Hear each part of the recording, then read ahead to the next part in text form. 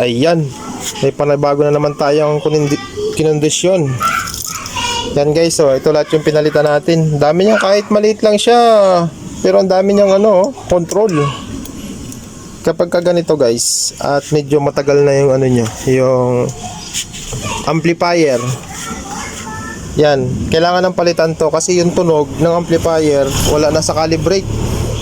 Tumutunog siya pero hindi na maganda yung timpla.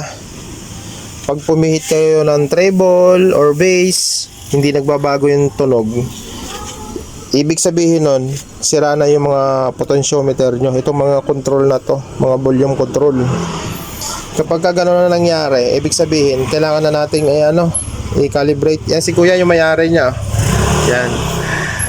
Yan yung may-ari. Kinindusyon natin yung kanyang amplifier. Tapos, pati sa mic, ito yung mga control ng mic. Ano na yan? Pinalitan na rin yan.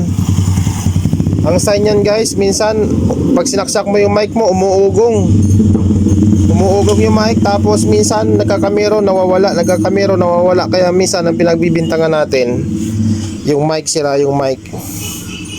Ngayon, pag humanap kayo ng good na mic at ganun pa rin yung nangyari, umuugong, nagkakamero, ng sounds, nawawala. Yun, dito na yun sa mga volume ng mic, yung echo, tsaka yung volume niya mismo ng mic. Yan. Yung control ng mic, kailangan natin palitan yan. Kasi pihitin mo at hindi, nasisira to guys, na expired. Ang laman nito, carbon lang. Carbon. Yan, master. Pinalitan na rin natin yung master volume. Dami natin pinalitan, no? Maganda na ito tumunog.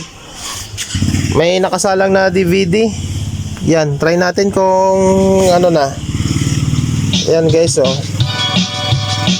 okay na siya. Tumutunog na siya. Nadalo ko na doon.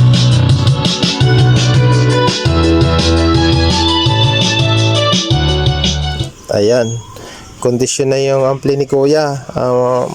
Mamaya, linggo ngayon Anong date ngayon kuya? 6. Hindi 6, 9 na yata. 9. 9 ngayon, linggo, mapapalaban na ito mamaya. Tapos may isang Alfonso na nakalagay sa lamesa habang nakikinig ng music. Yan, ganyan lang guys. Kapag yung mga amplifier nyo, medyo, minsan, yung master volume, itong master, yan.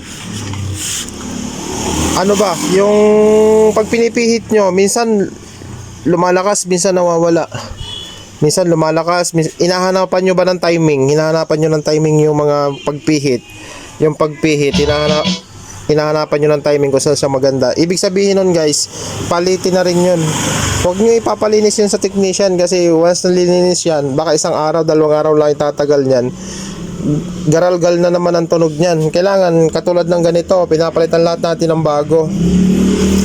Tingnan nyo yung mga luma guys, mukhang bago pa. Mukhang bago pa yung mga luma, pero wala na po yan.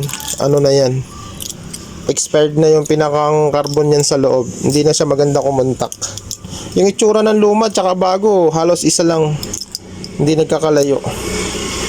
Hindi na kasi maganda mga lumalabas na mga volume ngayon. Eto, may bago tayong dating, ganun din. Ayan guys, may mga lawa pa napakadumi. Tingnan nyo guys, ayan. Papalitan din natin ang volume control nito ng ano kuya yung sabi ng may-ari sa mic, no? Sa mic naman to. Tapos yung volume ng mga control ng sa sounds, hindi niya isinama, hindi niya pinapalitan. Hindi katulad nung kay kuya, pinapalitan niya lahat. Kasi dapat yan guys, pagka magpapalit kayo ng sa mic na volume, ikot natin. Kapag magpapalit kayo nitong mga control na to, dapat isang set na po yan kasi sabay-sabay yan in-install, sabay-sabay din yan masisira. Akala po kasi nung iba na porke tumutugtog, okay na. Yung iba po kasi sira na rin yung niya, yung timpla niya. Kasi hindi naman to laging pinipihit Pagka sinet up na yun ng isang beses, yun na yun. Pag sinet up na isang beses, kasi hindi na pwede nating galaw-galawin yan kasi nakaset up na nga ng maganda. Hanggat di nasisira yung master, hindi nyo po mapapansin na sira itong mga ano na yan. Yung mga treble, bass, balance, yung timpla ng pinakang tugtog. Kaya pag magpapalit kayo ng, sa mic, dapat po sabay na. Sabay. O kaya, yung iba kasi, yung pinapapalitan, kuya ito lang yung sira itong master. Dapat po, sabay na lahat yung mga alagad niya, kasama na yung mga alagad niya. Kasi po may mga contact yung mga yan, yung treble bass dito sa master. Kapag master lang ang pinalitan mo, tutunog po yan pero walang quality yung tunog. Kulang sa tagansing ng bass, kulang sa tagansing ng tweeter, lagong pala yung baho ng bass, kukulangin. Yung pinakang niya, yung tikas ng tunog, kukulangin. Kaya dapat po palitan lahat. Ayan. Ayan, ipapainal na natin yung kay kuya. Sasaraduhan na natin para magamit na niya. Ayan, kondisyon na to. Malinis na, tsaka kondisyon na rin. Testing nga ulit natin yung volume. Ayan guys, oh.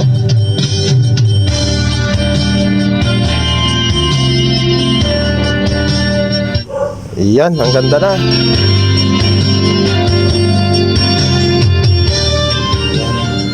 Sasarado na natin para mapakinabangan na ni kuya. Yan guys, salamat sa panonood.